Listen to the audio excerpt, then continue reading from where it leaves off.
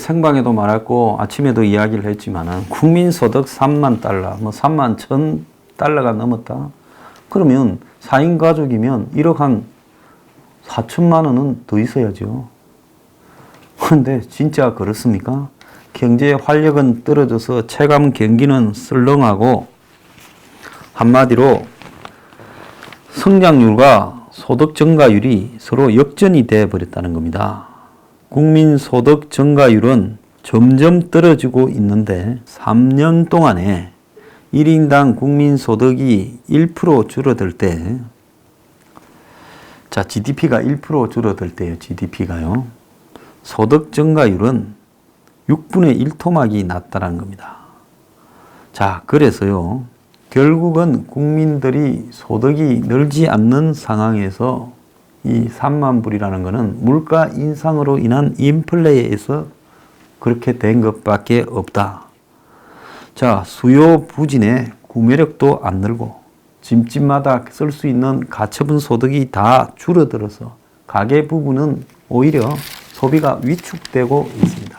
어제도 이야기를 했다시피 한 교수님이 저한테 자료를 보내왔는데 3만 불이 무슨 자기들이 선진국으로 이끄는 것처럼 하는데 그거 아무것도 아니다라는 겁니다. 자, 우리나라가 2000년대 초반에는 3만 불이 넘어가면 선진국이 된다 이래갖고 떠들기도 했는데 근데 이제는 3만 불이 의미가 없어져 버렸다는 겁니다. 이 3만 불이라는 것은 물가 인상이 반영되지 않은 한마디로 명목 소득일 뿐이다라는 거죠. 짜장면 값이 제가 초등학교 5학년 때 100원도 안 했습니다. 한 80원인가 했던 걸로 기억이 납니다. 그런데 지금 짜장면 값이 얼마 합니까? 6,000원, 7,000원, 8,000원까지 하지 않습니까? 그러면 몇 배가 올랐어요? 한 70배 정도 올랐는데 이런 70배쯤 올란 짜장면 값은 왜 그래요? 물가 상승이죠. 그러니까 우리가 지금 3만 불이 됐다라는 것도 물가 상승이라는 겁니다. 90년대 초에는 선진국의 기준이 15,000불이었어요.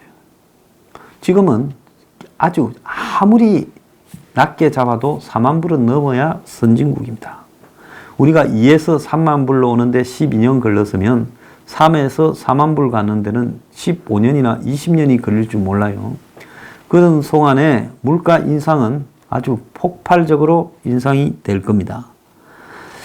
자, 지금 다수의 선진국은 7만 불 이상이야 선진국이다. 대우를 좀 받고 있어요.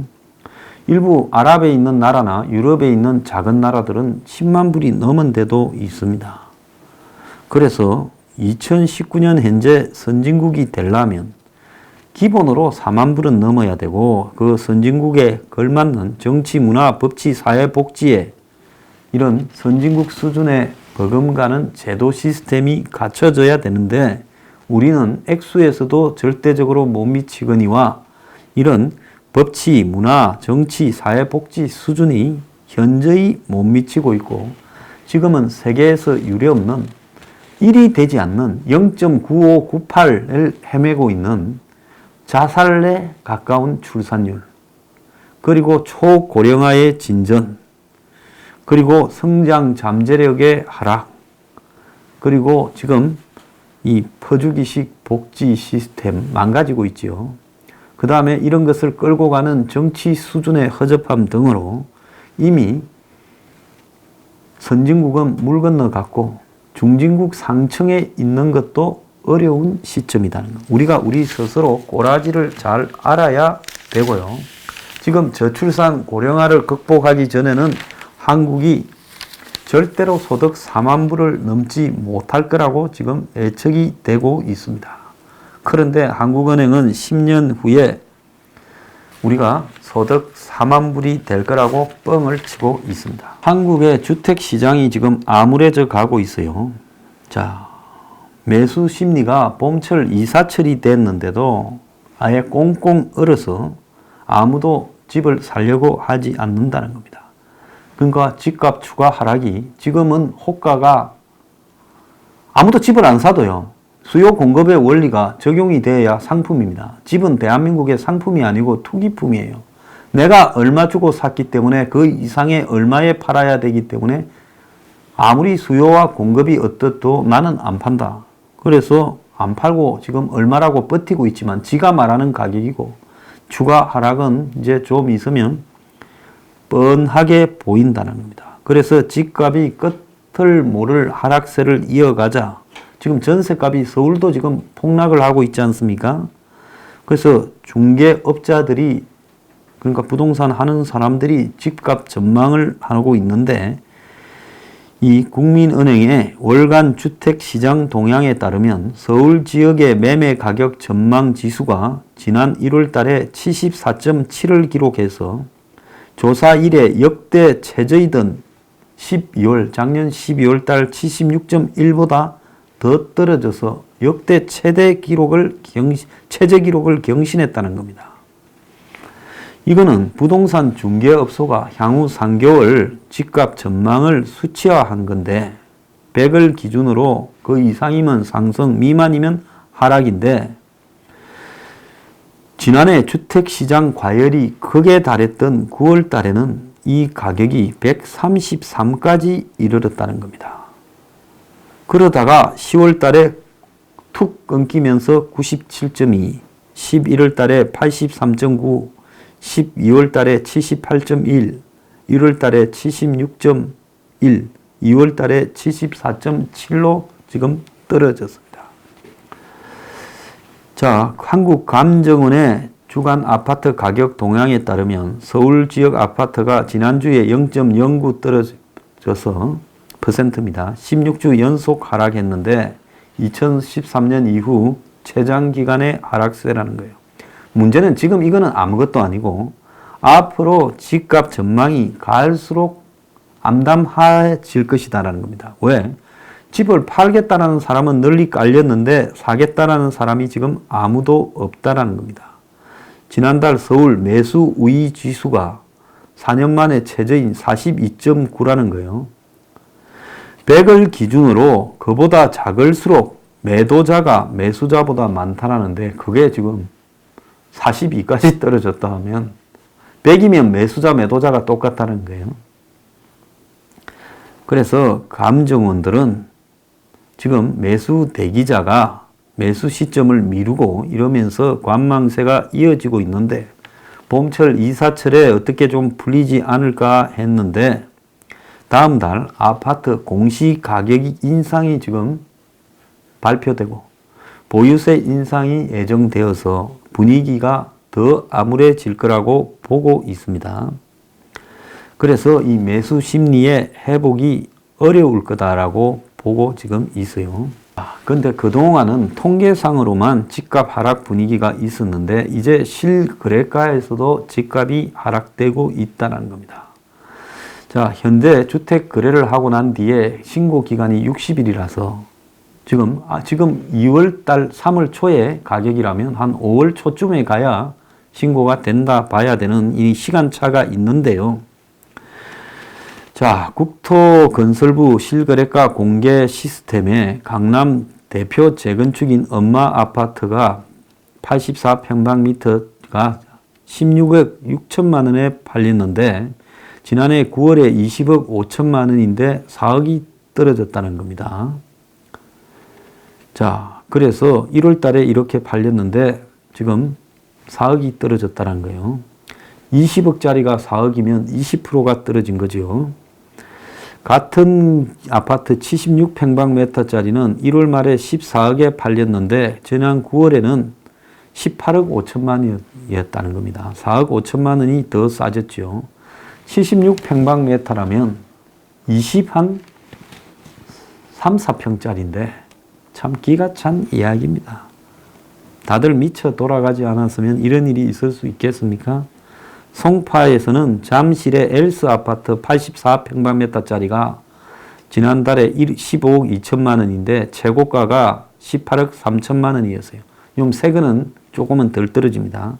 인근 리센츠 아파트 정용 84짜리도 지난해 고가 18억 3천만 원보다 3억이 내린 15억 1천만 원에 팔렸다는 거예요. 강북도 마찬가지인데 서대문구 가자동의 DMC 파크뷰 자이 전용 59평방미터짜리가 지난달 7억 3,500만 원에 팔렸는데 지난 9월에는 8억 5천만 원이었다는 거예요. 호가는 9억까지 올라갔고 노원에 인기 재건축인 상계 주공 31평방미터짜리도 최고가 5억 1천만 원보다 1억이 더 떨어진 3억 8,300에 팔렸다는 겁니다. 저가 건매물이 팔리면 가격 반동을 노리고 자 하나 팔렸습니다 하고 호가를 수천만 원씩 올리는데 호가도 지금 더 떨어지고 있고 지금 보유세, 공시지가 인상 등의 부담을 느낀 주인들이 매물을 내놓고 있다는 겁니다. 자, 그래서 지금 거듭된 주택시장 악재에다가 문제는 문정권의 세금 인상 이런 문제가 아니라 잠깐 몇 사람들이 짜고 부동산 붐을 문재인 정권 이후에 올렸고 문 정권이 방치를 했는데 이제 이것이 지금 한계에 오면서 이제 터질 게 터지고 있다는 겁니다. 결국은 이것이 가계부채와 같이 터지면서 폭락하게 될 거라 이렇게 보고 있습니다. 자, 서울 아파트 전세값도 뚝뚝 떨어져서 2009년 이후 10년 만에 최대폭으로 하락했다고 합니다. 한국감정원에 따르면 서울 전세값이 0.43% 떨어져서 2월 달에 1월 달에 0.32%보다 더 크게 하락을 했다는 겁니다. 특히 서울 아파트 전세값은 전국에서 최대 낙폭을 기록했다고 합니다. 자, 그래서 이 전세값이 내려가면 좀 있다가 이제 이 집값도 따라 내려가지요. 자, 그런데 집값이 이렇게 확연하게 내려가는데 왜 매매가 안 되느냐? 자, 사람들이 집값이 내려가니까 당분간 매수를 포기하고 전세로 거주하려고 한다는 거예요. 전세도 같이 내려가니까요.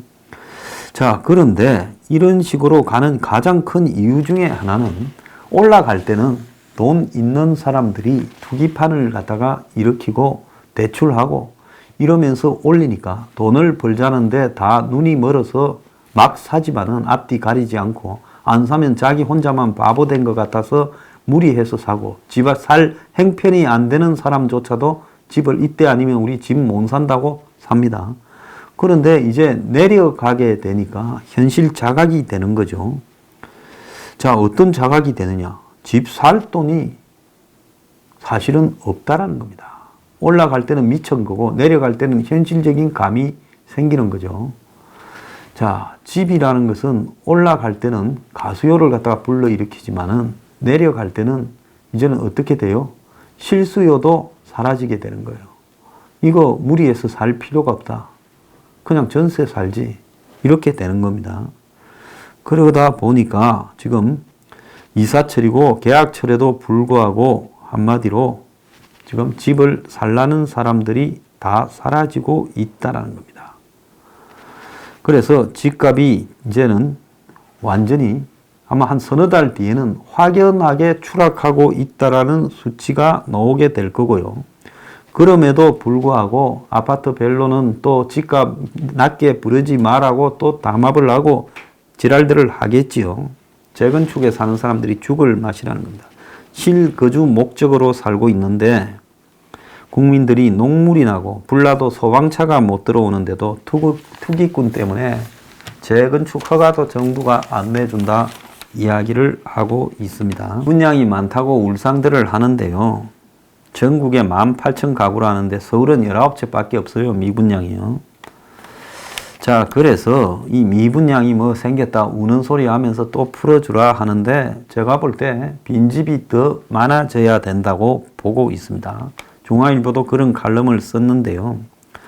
전국의 아파트 거래 가격은 일찌감치 하락세를 보여왔고 지난해 9.13 부동산 대책이 나온 뒤에 서울 집값도 추락을 면치 못하고 있고 금리가 상승세로 돌아섰고 기준가 시가도 현실화도 그러니까 공시지가 현실화도 지금 눈앞에 다가왔다는 겁니다. 그 세금 부담이 집을 가지고 있으면 확연하게 늘어나지요. 자, 기존의 분양 시장도 수도권에서 입지가 아주 좋은 데를 빼면 아주 약세고, 그리고 집값이 오를 가능성이 이제 거의 없어지면서 어정쩡한 데는 그냥 안 가는 게 상책이라고 다 안 하는 겁니다. 분양은 뭐 한 20채 안팎밖에 없다라는데 이게 준공후 미분양인데요. 자, 이 아파트를 분양한 시점은 3년 전입니다. 박근혜 정부가 빚내서 집 사라고 하던 때였죠. 최경아이가 그걸 이야기를 했는데 초이노믹스라고. 미쳤는지 무슨 생각에서 그런 말을 했는지 뉴스테이트입니까 뭡니까? 이름도 좋잖아요 하고 그거 가서 살아라고. 월세 아파트예요. 참 기가 찬 짓거리를 한 겁니다. 중산층은 그러니까 노후 대비용으로 아파트에 투자했고 지방 사람들은 똘똘한 집 한 채 이야기하면서 수도권에 돈 싸서 기웃거렸어요.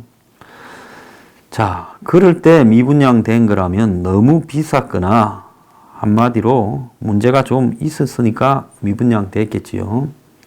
그런데 이제 지금부터 중요한 건 뭔가 하면 이런 집테크를 하는 사람들이 은퇴를 앞둔 50대라는 겁니다. 수도권에 미분양이 거의 없는 거는 집테크 때문에 그런 거예요. 자, 이들은 지금 집을 사놨다가 10년 후에 이제 일을 안 하게 되면 그때는 월세를 받아서 또 팔아서 목돈을 만들어서 살아야지 생각하고 전부 다 너나 할 것 없이 집을 샀어요. 근데 10년 뒤에 대한민국, 1929년의 대한민국을 생각을 해보세요. 지금 이런 추세, 경제가 이렇게 꺼져가는 추세에서 10년 뒤에 대한민국의 집값이라는 것이 제대로 형성되겠는가? 그 사이에 아마 경제 위기를 두세 번은 얻어맞고 박살이 나 있을 때라고 생각이 됩니다. 자, 그때는 젊은 사람들은 애를 낳지 않아서 결혼하는 가구도 없을 겁니다. 그러니까 아파트가 필요 없죠. 1인 원룸 정도가 다 보편적 생활 공간일 거예요. 자, 거기에다가 이 고령화는 아주 진전이 돼가 있을 거고 그 사람들이 무슨 집을 살 여력이 있겠습니까? 자, 이런 상황에서 그 집에 들어올 사람이 그 비싼 돈을 주고 10억씩 주고 20억씩 주고 누가 있겠느냐는 거예요. 소득 수준은 전부 거지가 돼가고 있습니다. 국민들이요. 한 분이 댓글을 다셨는데 맞는 말입니다. 근로자가 5천 명이 연봉 100억 이상이다.